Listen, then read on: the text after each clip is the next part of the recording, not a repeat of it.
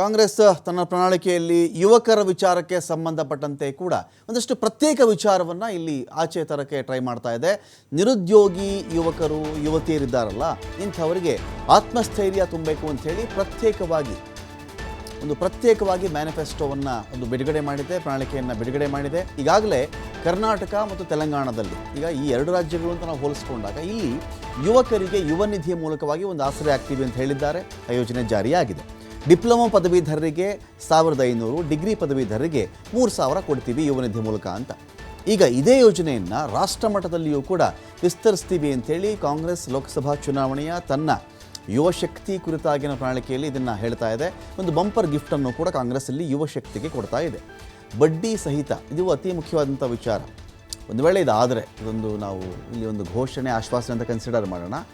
ಇದನ್ನು ಯಾರೇ ಮಾಡಲಿ, ಯಾವುದೇ ಪಾರ್ಟಿಯವರು ಮಾಡಲಿ, ಯಾರೇ ಮಾಡಲಿ, ಬಡ್ಡಿ ಸಹಿತ ಶೈಕ್ಷಣಿಕ ಸಾಲ ಮನ್ನಾ ಇದೆಯಲ್ಲ, ಈ ಒಂದು ವಿಚಾರ ಈಗ ಎಜುಕೇಷನ್ಗೂ ಲೋನ್ ಮಾಡೋ ಪರಿಸ್ಥಿತಿ ಬಂದಿದೆ. ನಮ್ಮ ಶಿಕ್ಷಣಕ್ಕೆ ಲೋನ್ ಮಾಡುವಂಥ ಒಂದು ವ್ಯವಸ್ಥೆ, ಯಾವುದೇ ಸರ್ಕಾರದ ಬದ್ಧತೆ ಅಂದರೆ ಅದು ಶಿಕ್ಷಣ. ಯೋಚನೆ ಮಾಡಿ ನೋಡಿ, ಯಾವುದೇ ಸರ್ಕಾರ ಆಗಿರಲಿ, ಶಿಕ್ಷಣ, ಆರೋಗ್ಯ, ಮೂಲಭೂತ ಸೌಕರ್ಯ ಅಂತ ಮಾತನಾಡ್ತೀವಿ. ಈ ದೇಶದಲ್ಲಿ ಯಾವ ಸ್ಥಿತಿಗೆ ಬಂದಿದೆ ಅಂತ ಹೇಳಿದ್ರೆ, ಶಿಕ್ಷಣಕ್ಕಾಗಿಯೇ ತಂದೆ ತಾಯಿ ಸಾಲ ಮಾಡೋ ಪರಿಸ್ಥಿತಿ ಬಂದಿದೆ. ಅಂದರೆ ಯಾಕೆ ಅಷ್ಟೊಂದು ದುಬಾರಿ ಆಯಿತು ಅಂತ. ಅಂದರೆ ನಮ್ಮ ಕೈಗೆ ಎಟ್ಕೋದು, ಆಯ್ತಪ್ಪ 5000, 10,000, 15,000, 50,000, ಓಕೆ, ಇದೆಲ್ಲ ಎಟ್ಕುವಂಥ ವಿಚಾರಗಳು. ಇದನ್ನೆಲ್ಲ ಮೀರಿಬಿಟ್ರೆ 2 ಲಕ್ಷ, 3 ಲಕ್ಷ, 5 ಲಕ್ಷ, 10 ಲಕ್ಷ ಈ ಥರ ಅದು ಏನಾಗುತ್ತೆ ಹೇಳಿ, ಯಾವ ತಂದೆ ತಾಯಿಗೂ ಕೂಡ ಅದು ಎಟ್ಕಲ್ಲ. ಅದಕ್ಕೇನು ಮಾಡ್ತಾರೆ, ಅಪ್ಪ ಅಮ್ಮ ಮಕ್ಕಳು ಓದಲಿ, ಮಕ್ಕಳು ಚೆನ್ನಾಗಾಗಲಿ, ಒಳ್ಳೆ ಪರ್ಸೆಂಟೇಜ್ ತೊಗೊಳ್ಳಿ, ರ್ಯಾಂಕ್ ಬರಲಿ, ಒಳ್ಳೊಳ್ಳೆ ಶಾಲೆಗಳಿಗೆ ಓದಿಸೋಣ ಅಂಥೇಳಿ ಏನು ಮಾಡ್ತಾರೆ, ಸಾಲ ಮಾಡದೆ ಬೇರೆ ದಾರಿ ಇಲ್ಲ. ತಂದೆ ತಾಯಿ ಮಕ್ಕಳ ಯೋಗಕ್ಷೇಮ, ಮಕ್ಕಳಿಗೆ ಆಹಾರ, ಮಕ್ಕಳಿಗೆ ಮನೆ, ಸಂಸಾರಕ್ಕೆ ಒಂದು ಆಹಾರದ ವ್ಯವಸ್ಥೆಗಳು, ಇದೆಲ್ಲವನ್ನು ಮಾಡುವುದರ ಜೊತೆಗೆ ಶಿಕ್ಷಣಕ್ಕೆ ಬ್ಯಾಂಕ್ಗಳಲ್ಲಿ ಲೋನ್ ತೆಗೆದುಕೊಳ್ಳುವ ಪರಿಸ್ಥಿತಿ ಇದೆಯಲ್ಲ, ಇಂತಹ ಶೈಕ್ಷಣಿಕ ಸಾಲಗಳು ಯಾರ್ಯಾರು ಮಾಡಿರ್ತೀರೋ, ಯಾವ್ಯಾವ ತಂದೆ ತಾಯಿ ಮಾಡ್ಕೊಂಡಿರ್ತೀರೋ ಅಂತಹವರ ಸಾಲವನ್ನು ಬಡ್ಡಿ ಸಮೇತ ನಾವು ಮನ್ನಾ ಮಾಡ್ತೀವಿ. ಟ್ರೈನಿಂಗ್ ವಿದ್ಯಾರ್ಥಿಗಳಿಗೆ 1 ಲಕ್ಷ ವೇತನ ಕೊಡ್ತೀವಿ ನಾವು. ಟ್ರೈನಿಂಗ್ನಲ್ಲಿರ್ತಕ್ಕಂಥ ವಿದ್ಯಾರ್ಥಿಗಳಿಗೆ ಹಲವು ಯುವ ಚೈತನ್ಯ ಭರವಸೆಗಳನ್ನು ಒಂದು ಕಡೆ ಕಾಂಗ್ರೆಸ್ ಇಲ್ಲಿ ಅನೌನ್ಸ್ ಮಾಡಿದೆ. ನೋಡಿ, 25 ವರ್ಷದ ಒಳಗಿರುವ ಡಿಪ್ಲೊಮೊ ಅಥವಾ ಡಿಗ್ರಿ ಪೂರೈಸಿದಂತಹ ಯುವಕರಿಗೆ ಅಪ್ರೆಂಟಿಸ್ಶಿಪ್ ಇದೆಯಲ್ಲ, ಇದನ್ನು ಕೊಡ್ತೀವಿ ನಾವು. ಅಪ್ರೆಂಟಿಸ್ಶಿಪ್ ಯಾಕೆ ಇಂಪಾರ್ಟೆಂಟ್ ಅಂತ ಹೇಳಿದ್ರೆ, ಅನೇಕ ಕಡೆ ಅಪ್ರೆಂಟಿಸ್ಶಿಪ್ ಸಿಗ್ತಾ ಇಲ್ಲ. ಇದು ಒಂದು ಭಾಗ. ಸಿಕ್ಕಾಗ ಏನಾಗುತ್ತೆ, ಈಗ ನಾವು ಯಾರಾದರೂ ಕೆಲಸಕ್ಕೆ ಜಾಬ್ಗೆ ಆಫರ್ ಮಾಡಿದ್ರೆ, ಏನಪ್ಪ ನೀನು ಎಕ್ಸ್ಪೀರಿಯನ್ಸ್ ಅಂತ ಕೇಳ್ತಾರೆ. ಎಲ್ಲೂ ಎಕ್ಸ್ಪೀರಿಯನ್ಸ್ ಇಲ್ಲ ಸ್ವಾಮಿ, ಅಪ್ರೆಂಟಿಸ್ಶಿಪ್ ನನಗೆ ಸಿಕ್ಕಿಲ್ಲ ಅಂತ ಹೇಳ್ಕೊಂಡ್ರೆ ಬೇಡಪ್ಪ ನೀನು ಅಂತ ಹೇಳಿಬಿಡ್ತಾರೆ ಅವರಿಗೆ. ಆದರೆ ಈ ಥರದ್ದು ಯಾರಾದರೂ ಡಿಗ್ರಿ ಮಾಡ್ಕೊಂಡಿರ್ತಕ್ಕಂಥ ಹುಡುಗರಿಗೆ, ಡಿಪ್ಲೊಮಾ ಮಾಡಿರ್ತಕ್ಕಂಥ ಹುಡುಗರಿಗೆ ಮೊದಲು ನಾವೇನು ಮಾಡ್ತೀವಿ, ಅನೇಕ ಸಂಸ್ಥೆಗಳಲ್ಲಿ, ಕಂಪನಿಗಳಲ್ಲಿ ಅಪ್ರೆಂಟಿಸ್ಶಿಪ್ಗೆ ಒಂದು ಅವಕಾಶವನ್ನು ಕೊಡ್ತೀವಿ. 1 ವರ್ಷಕ್ಕೆ ಅವ್ರ ಕೆಲಸನೂ ಕಲಿತಾರೆ, ಕಲಿಯುವ ವೇಳೆಯಲ್ಲಿಯೇ ಗಳಿಸ್ತಾರೆ ಕೂಡ. ಅದೆಷ್ಟು ಅಂದರೆ 1 ಲಕ್ಷ ರೂಪಾಯಿಗಳ ಶಿಷ್ಯ ವೇತನ ಅವರಿಗೆ ಇರುತ್ತೆ. ಪ್ರಶ್ನೆ ಪತ್ರಿಕೆ ಸೋರಿಕೆ ಮಾಡ್ತಾರಲ್ಲ, ಇಂಥವರಿಗೆ ಸ್ಪೀಡ್, ತ್ವರಿತಗತಿಯಲ್ಲಿ ನ್ಯಾಯಾಲಯ, ಫಾಸ್ಟ್ ಟ್ರ್ಯಾಕ್ ಕೋರ್ಟ್ಸ್ ಅಂತ ಮಾತಾಡ್ತೀವಲ್ವ, ಆ ರೀತಿ ತ್ವರಿತಗತಿಯ ನ್ಯಾಯಾಲಯದ ಮೂಲಕವಾಗಿ ಶಿಕ್ಷೆ ಕೊಡಿಸ್ತೀವಿ ನಾವು. ಪ್ರಶ್ನೆ ಪತ್ರಿಕೆ ಸೋರಿಕೆ ಆಗೋದು, ಅದರಿಂದ ಇನ್ಯಾರಿಗೋ ಲಾಭ ಆಗೋದು, ನಿಜವಾಗ್ಲೂ ಓದಿರೋರಿಗೆ ಕಷ್ಟ ಆಗೋದು, ಇದನ್ನು ಒಪ್ಪಲ್ಲ. ಸಂತ್ರಸ್ತ ವಿದ್ಯಾರ್ಥಿಗಳು ಯಾರೇ ಇದ್ದರೂ ಸೂಕ್ತ ಪರಿಹಾರವನ್ನು ಕೊಡ್ತೀವಿ ಅಂತ ಕೂಡ ತನ್ನ ಪ್ರಣಾಳಿಕೆಯಲ್ಲಿ ಕಾಂಗ್ರೆಸ್ ಹೇಳಿದೆ. ಕೇಂದ್ರ ಸರ್ಕಾರದ ವಿವಿಧ ಸ್ತರಗಳಿಗೆ, ಬೇರೆ ಬೇರೆ ಇಲಾಖೆಗಳಲ್ಲಿ, ಬೇರೆ ಬೇರೆ ವಲಯಗಳಲ್ಲಿ, ಸ್ತರಗಳಲ್ಲಿ ವಾರ್ಷಿಕವಾಗಿ 30 ಲಕ್ಷ ಉದ್ಯೋಗವನ್ನು ಭರ್ತಿ ಮಾಡ್ತೀವಿ ಅಂತ ಕೂಡ ತನ್ನ ಪ್ರಣಾಳಿಕೆಯಲ್ಲಿ ಹೇಳಿಕೊಂಡಿದೆ. 40 ವರ್ಷ ದಾಟದ ಯುವಕರಿಗಾಗಿಯೇ ಸ್ವಂತ ವ್ಯಾಪಾರ ಮಾಡೋದಕ್ಕೆ ಅಂಥೇಳಿ ಸ್ಟಾರ್ಟಪ್ ಸ್ಕೀಮ್ಗಳನ್ನು, ಅದರ ಒಂದು ಅಡಿಯಲ್ಲಿ 50% ಅನುದಾನ ಕೊಡ್ತೀವಿ ನಾವು.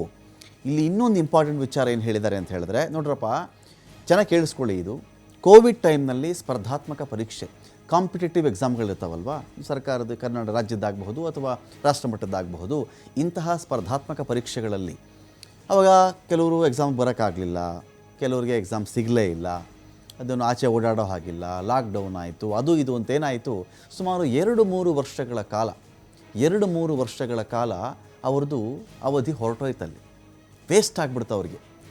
ನಾನು ಯಾವುದೋ ಒಂದು KS ಬರೀಬೇಕು, UPSC ನಾನೇನೋ ಬರೀಬೇಕು, ಒಬ್ಬ IPS ಆಗಬೇಕು, IAS ಆಗಬೇಕು, ಒಬ್ಬ ತಹಶೀಲ್ದಾರ್ ಆಗಬೇಕು, ಇನ್ನೇನೋ ಆಗಬೇಕು ಅಂತ ಕನಸು ಕಟ್ಕೊಂಡಿರ್ತಾರೆ. 1-2 ಅಟೆಂಪ್ಟ್ ಮಾಡಿರ್ಬೋದು. ಕೆಲವರು ಲಾಸ್ಟ್ ಅಟೆಂಪ್ಟ್ ಇತ್ತು ಅಂತ ಅಂದ್ಕೊಳ್ಳೋಣ, ಲಾಸ್ಟ್ ಅಟೆಂಪ್ಟ್ ಅಪ್ಪ ನಂದಿದ್ದು, ಇದೇ ಲಾಸ್ಟ್ ಅಟೆಂಪ್ಟು. ಕೋವಿಡ್ ಬಂದ್ಬಿಟ್ಟಾಗ ಆ ಹುಡುಗಂದು, ಆ ಹುಡುಗಿಯದ್ದು ಆ ಏಜ್ ಬಾರ್ ಆಗೋಯ್ತು, ಎಕ್ಸಾಮ್ ಆಗಲಿಲ್ಲ, ಏಜ್ ದಾಟ್ಬಿಡ್ತು. ಅವಾಗೇನಾಗುತ್ತೆ ಅವ್ರಿಗೆ, ಅಯ್ಯಯ್ಯೋ ಈ ಕೋವಿಡ್ ಬಂದು ನನಗೆ 1 ವರ್ಷ ಹಾಳಾಯಿತು, ಈಗ ವಯೋಮಿತಿ ಸಡಿಲಿಕ್ಕೆ ನನಗಿಲ್ಲ, ನನಗೀಗ ಅವಕಾಶವೇ ಹೊರಟೋಯ್ತು, 3 ವರ್ಷ ನಾನು ಕಳ್ಕೊಂಡ್ಬಿಟ್ಟೆ, 2 ವರ್ಷ ಕಳ್ಕೊಂಡೆ ಅಂತಿರುತ್ತಲ್ಲ, ಅಂತಹವರಿಗೂ ಕೂಡ ಒಂದು ಅವಕಾಶ ಕಲ್ಪಿಸ್ಕೊಡ್ತೀವಿ ಅಂತ ಇವರು ಹೇಳಿದ್ದಾರೆ. ಸರ್ಕಾರಿ ಹುದ್ದೆ ಭರ್ತಿ ಪರೀಕ್ಷೆಗಳ ಅರ್ಜಿ ಶುಲ್ಕವನ್ನು ರದ್ದು ಮಾಡ್ತೀವಿ ಅಂತ. ಸರ್ಕಾರಿ ಹುದ್ದೆಗೆ ಅರ್ಜಿ ಹಾಕಬೇಕು ಅಂದರೆ 150 ಕೊಡು, 300 ಕೊಡು, 500 ಕೊಡು, 700 ಕೊಡು, ಇವೆಲ್ಲ ಇದೆಯಲ್ಲ, ಈ ಥರದ ಅರ್ಜಿಗೆ ಶುಲ್ಕವನ್ನೇ ನಾವು ತಗೊಳ್ಳಲ್ಲ, ಫ್ರೀ. ಸರ್ಕಾರಿ ಹುದ್ದೆಗೆ ಯಾರಾದರೂ ಅರ್ಜಿ ಹಾಕ್ತೀರಾ ಅಂತ ಹೇಳಿದ್ರೆ ಅಂಥವ್ರಿಗೆ ನಾವು ಫ್ರೀಯಾಗಿ ಅರ್ಜಿಯನ್ನು ಕೊಡ್ತೀವಿ. ಎಲ್ಲ ವಿದ್ಯಾರ್ಥಿಗಳ ಸಾಲವನ್ನು ಒಂದು ಬಾರಿಗೆ ಬಡ್ಡಿ ಸಹಿತವಾಗಿ ಮನ್ನಾ ಮಾಡ್ತೀವಿ ಅಂತ ಹೇಳ್ಕೊಂಡಿದ್ದಾರೆ. ಇದು ಬಹಳ ಇಂಪಾರ್ಟೆಂಟು. ನೋಡಿ, ನಮ್ಮಲ್ಲಿ ಏನಾಗಿದೆ ಅಂದರೆ 15 ಜನ ಇಂಡಿಯಾದಲ್ಲಿ, ಇದು ಶೇಕಡಾವಾರು ಮಾತಾಡ್ತಾ ಇದ್ದೀನಿ ಅಥವಾ ಅದರದ್ದು ಒಂದು ಯಾವ ರೀತಿಯಲ್ಲಿ ಆಗ್ತಿದೆ ಅಂತ ನಾನು ಹೇಳ್ತಾ ಇದ್ದೀನಿ. 15 ಜನ ಡಾಕ್ಟ್ರ್ ಆಗಬೇಕು ಅಂತ ಇಂಡಿಯಾದಲ್ಲಿ ಆಸೆ ಪಟ್ಟರೆ ಒಬ್ಬನಿಗೆ ಮಾತ್ರ ಸಾಧ್ಯ. ಭಾರತದಲ್ಲಿ 15 ಜನಕ್ಕೂ ಆಸೆ ಇರುತ್ತೆ ನಾನು ಡಾಕ್ಟ್ರ್ ಆಗಬೇಕು ಅಂಥೇಳಿ. 15 ಜನ ಟ್ರೈ ಮಾಡಿದ್ರೆ ಒಬ್ಬ ಮಾತ್ರ ಆಗೋದು. ಇದಕ್ಕೇನಂತ ಹೇಳಿದ್ರೆ ನಮ್ಮಲ್ಲಿರ್ತಕ್ಕಂಥ ಇನ್ಸ್ಟಿಟ್ಯೂಷನ್ಸೇ ಕಡಿಮೆ, ಅಷ್ಟೊಂದು ಸೀಟ್ಗಳೇ ಇಲ್ಲ. ಸುಮಾರು ಜನ 15 ಲಕ್ಷ, 20 ಲಕ್ಷ ಜನ, 30 ಲಕ್ಷ ಜನ ಆಸೆ ಪಡ್ತಾರೆ. ಚೆಕ್ ಮಾಡಿಕೊಂಡ್ರೆ ಅಲ್ಲಿ 1.5 ಲಕ್ಷ ಸೀಟ್ಗಳಿರ್ತವೆ. 1,80,000 ಸೀಟು ಅಂತ ಮಾತಾಡ್ತಾರಲ್ಲ, ಇದು ದುಬಾರಿ ಆಗಿಬಿಟ್ಟಿದೆ. 15 ಜನ ಆಸೆ ಪಟ್ಟಾಗ ಒಬ್ಬನ ಆಯ್ಕೆ ಮಾಡೋದೇನು, 14 ಜನಗಳನ್ನು ನೀವು ಆಚೆ ಇಡೋದೇನು? ನ್ಯಾಯನ ಇದು? ಅದು ಹೇಗೆ?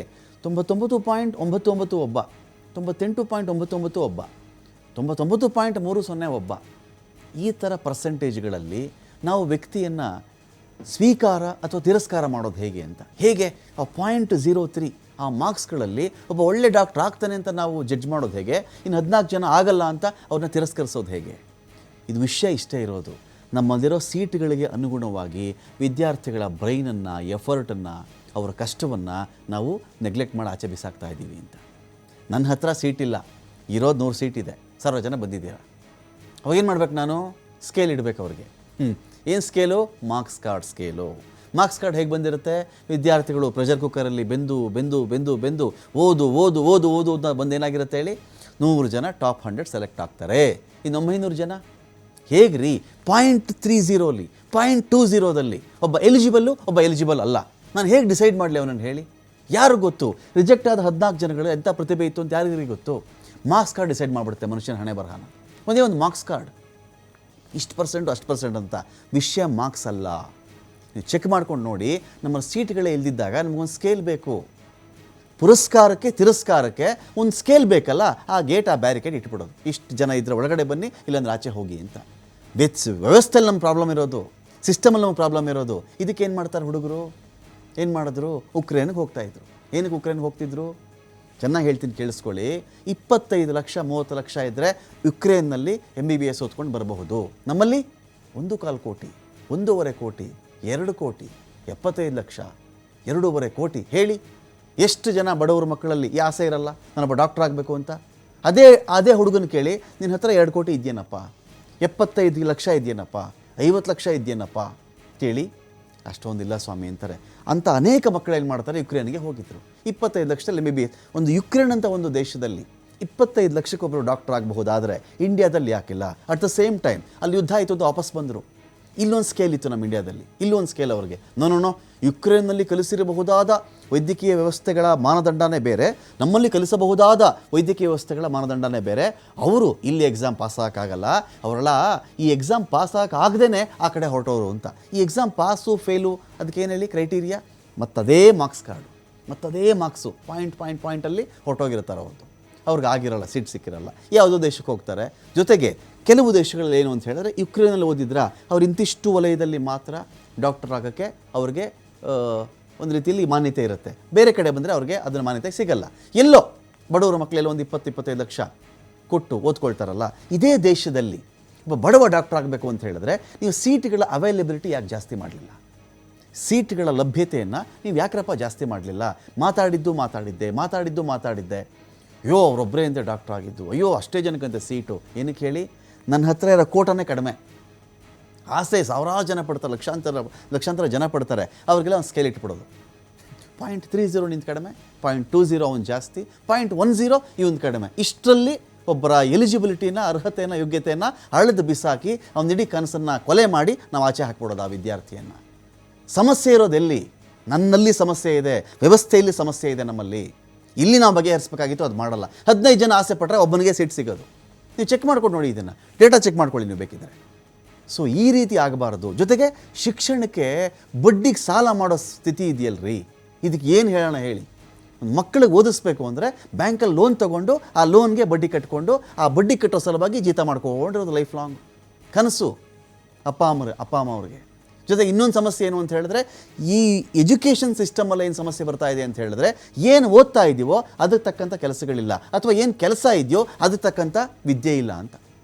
ಕೆಲಸಕ್ಕೆ ಬೇಕಾದಂಥ ಪ್ರತಿಭೆ ನಾವು ಬೆಳೆಸ್ತಾ ಇಲ್ಲ, ಅದಕ್ಕೆ ಪೂರಕವಾದಂಥ ಶಿಕ್ಷಣ ನಾವು ಬೆಳೆಸ್ತಾ ಇಲ್ಲ.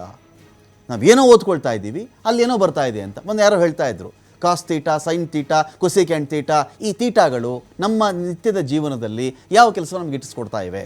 ಹಾಗಂತ ವಿದ್ಯೆ ತಪ್ಪು ಅಂತ ನಾನು ಮಾತನಾಡ್ತಾ ಇಲ್ಲ. ಇಲ್ಲಿ ನಾವು ಹೇಳ್ತಿರೋದು ಎಜುಕೇಷನ್ನು ಒಂದು ಕೆಲಸದ ದೃಷ್ಟಿಯಿಂದ ಪೂರಕವಾಗಿರಬೇಕೇ ವಿನಃ ನಮ್ಮದೇ ಒಂದು ಟ್ರ್ಯಾಕು ಅದೇ ಒಂದು ಟ್ರ್ಯಾಕ್ ಆಗಿಬಿಟ್ರೆ ಬಹಳ ಕಷ್ಟ ಆಗುತ್ತೆ ಅಂತ. ಈ ಥರ ನಡುವೆ ಇದಕ್ಕೆ ಸಾಲ ಬೇರೆ ಮಾಡ್ಕೊಳ್ತಾ ಇದ್ದಾರೆ. ಕೇಳಿ, ಈ ಸ್ಟೋರಿ ಯಾರಾದರೂ ನೋಡ್ತಾ ಇರಲಿ ಪೋಷಕರು, ಕೇಳಿ ಅವರನ್ನು, ನಿಮ್ಮ ಮಗಳ ಓದಿಗಾಗಿ ಬ್ಯಾಂಕಲ್ಲಿ ಎಷ್ಟು ಸಾಲ ಮಾಡಿದ್ರಿ? ನಿಮ್ಮ ಡ್ರೀಮ್ ಏನಾಗಿತ್ತು? IIM, IITನ, MBBS, IIM, IIT? ಈ ಕಥೆ ಹೇಳ್ತೀನಿ ಕೇಳಿ. 50% ಅಷ್ಟು ಜನ IIM, IIT ಓದ್ಕೊಂಡಿದ್ದಾರಲ್ಲ, ಮುಗಿಸ್ಕೊಂಡು ಆಚೆ ಬಂದ್ರಲ್ಲ, 50% ಅದರಲ್ಲಿ ಅವ್ರಿಗೆ ಕೆಲಸ ಸಿಕ್ಕಿಲ್ಲ ರೀ. ಇಲ್ಲಿ ಕೆಲಸ ಸಿಕ್ಕಿಲ್ಲ ಅವ್ರಿಗೆ. IIM, IIT ಅಂದರೆ ನೀವು ಬೆಚ್ಚಿ ಬಿದ್ದುಬಿಡ್ತೀರಾ ಈ ಒಂದು ವಿಚಾರಕ್ಕೆ. ತುಂಬ ಚೆನ್ನಾಗಿ ಓದಿರ್ತಾರೆ ಆ ಮಕ್ಕಳು, ಅತ್ಯದ್ಭುತವಾಗಿ ಓದಿದ್ದು ಅಲ್ಲದೆ ಅಲ್ಲಿ ಸೀಟ್ ಕೂಡ ತೊಗೊಂಡಿರ್ತಾರೆ ಅವರು.